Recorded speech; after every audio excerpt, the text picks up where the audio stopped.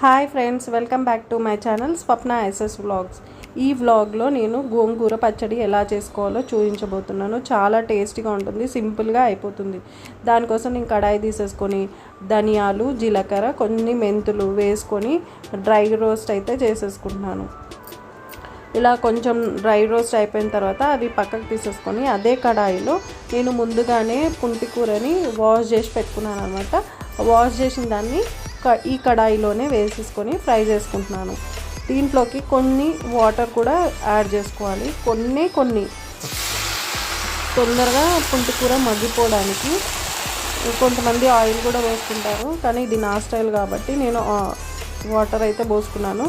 దాంట్లోకి కొంచెం ఒక 2-3 చింతపండు రెక్కలు వేసుకొని చూడండి, మొత్తం మగ్గిపోయింది.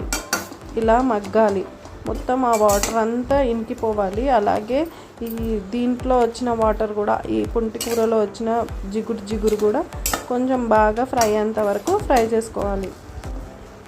ఇలా ఫ్రై అవుతున్న దాంట్లో చూడండి, ఫ్రై అయిన తర్వాత కొద్దిగా పసుపు అయితే వేసుకోవాలి. మన కలరింగ్ని బట్టి వేసుకోండి. నేను కొద్దిగా ఒక 1/2 టేబుల్ స్పూన్ వేసుకున్నాను. అలాగే కొన్ని వెల్లిపాయలు కూడా వేసుకున్నాను. గార్లిక్ వల్ల కొంచెం మంచి టేస్ట్ వస్తుంది. అలాగే వేసేసుకొని దీంట్లోనే వేసేసుకొని కొంచెం హీట్కి మగ్గిపోతుందని నేను స్టవ్ అయితే ఆఫ్ చేసుకున్నాను.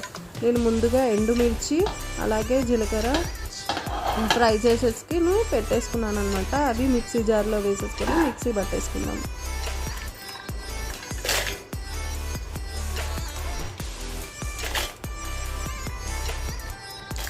ఈ పుంటికూర పచ్చడి అయితే చాలా టేస్టీగా ఉంటుంది, మీరు కూడా ట్రై చేయండి.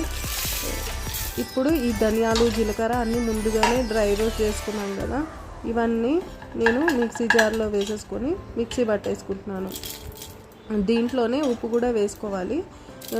ముందుగా మనం పుంటికూరని వేయొద్దు. ఫస్ట్ ఎండుమిర్చి, ధనియాలు, జీలకర్ర మంచిగా మెత్తగా కొంచెం గ్రైండ్ అయిన తర్వాత ఇప్పుడు మనము ఈ గోంగూరని అయితే దాంట్లో మిక్స్ చేసుకోవాలి. కొంచెం వేడిగా గోరెచ్చగానే ఉంది, చాలా వేడిగా అయితే లేదు, అందుకనే నేను మిక్సీ పట్టేసుకుంటున్నాను. ఇలా మిక్సీ పట్టుకొని కొంచెం దాంట్లో ఉప్పు కూడా, మనకి టేస్ట్కి తగ్గట్టు ఉప్పు కూడా మనం దీంట్లోనే వేసేసుకొని మిక్సీ పట్టేసుకోవాలి. కొంతమంది రోట్లో కూడా దంచుకోవచ్చు. ఇలా వేసుకున్న తర్వాత నేను ముందుగానే ఇంకొక అదే కడాయి పెట్టుకొని దాంట్లో కొంచెం ఆయిల్, జీలకర్ర ఆవాలు, కొంచెం శనగపప్పు వేసేసుకొని ఫ్రై చేసేసుకుంటున్నాను. మనకు శనగపప్పు ఎందుకు వేసుకుంటున్నానంటే కొంచెం గోంగూర పచ్చడి తినేటప్పుడు కొంచెం పప్పు తాకితే చాలా టేస్టీగా ఉంటుంది, అందుకని నేను శనగపప్పు వేసుకొని డ్రై రోస్ట్ అయితే చూడండి, పోపు అయితే రెడీ అయిపోయింది. నేను ముందుగా మిక్సీ పట్టుకున్న ఈ గోంగూర పచ్చడిని దీంట్లో ఈ పోపులో వేసేసుకుంటున్నానండి. వేసుకున్న తర్వాత బాగా మంచిగా అన్నీ కలిసేటట్టు మిక్స్ చేసుకోవాలి. ఈ ఆయిల్ అంతా ఈ గోంగూర పచ్చడి పీల్ చేసుకుంటుంది. చల్లారిన తర్వాత కొంచెం ఆయిల్ అయితే బయటికి వస్తుందండి. ఇది వేడివేడి అన్నంలో కనుక తింటే చాలా సూపర్గా ఉంటుంది. ఇంకొకటి ఏంటంటే దీంట్లో ఆనియన్స్ కూడా వేసుకోవచ్చు, కానీ ఆనియన్స్ వేస్తే పచ్చడి ఒక 2-3 రోజులు ఉండదండి. అందుకని మనం ఎప్పుడైతే తింటామో అప్పుడు ఆనియన్స్ వేసుకుంటే సరిపోతుంది. మీకు ఈ వీడియో నచ్చిందని అనుకుంటున్నాను. నచ్చినట్లయితే like, share, subscribe my channel.